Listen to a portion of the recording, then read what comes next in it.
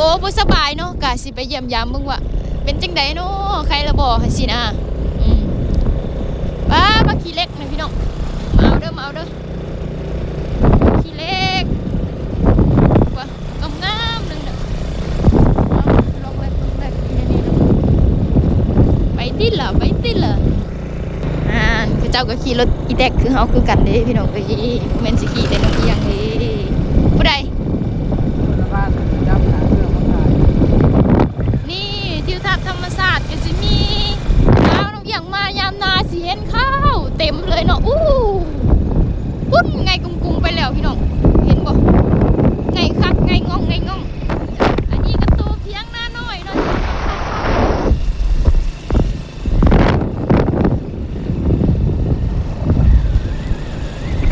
โดนมาเถื่อน้องเอียงก็เลยอยากได้ภาพบรรยากาศไปฝากเนาะฝากทุกคนนี่แหละขี้ฝุ่นก็ได้คือจังทุกคนเห็นนี่แหละโชคดีแน่มื้อนี้ยังบ่มีรถใหญ่ผ่านมาตอนผ่านมาน้องเอียงบ่ได้ถ่ายทางก็สิเป็นคุมเป็นจังได๋แล้วแต่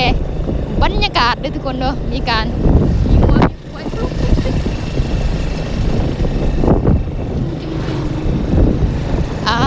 ขี้ฝุ่นทำไมเยอะจังเลยอ่ะแนมไม่เห็นเลยครับทุกคนแนมไม่เห็นทางในตอนนี้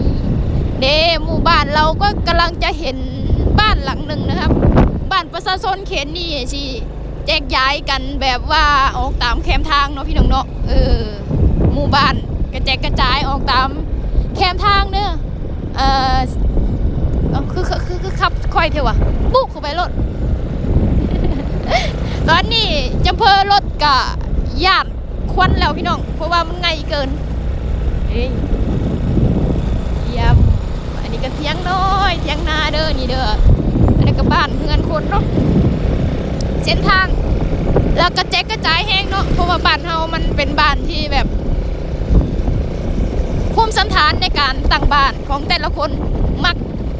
กออกตามแคมทางเนาะกระจายออกไปตามแคมทางคือจังเห็นนี่เนาะนี่บ้านทุกคนวูดง่ายแห้งเถอะพี่น้องเอ้ยง่ายผมนกอย่างหากระซาวานนี่มันสีเมื่อนี่ก็ได้ใส่ปุ๊จ้านี่จนบ่เห็นหนทางเลยพี่น้องขี้ฝุ่นเต็มเลยนี่แหละบ้านเขาเจ้าว่าสิเป็นโคกแน่เนาะพี่น้องเนาะโคก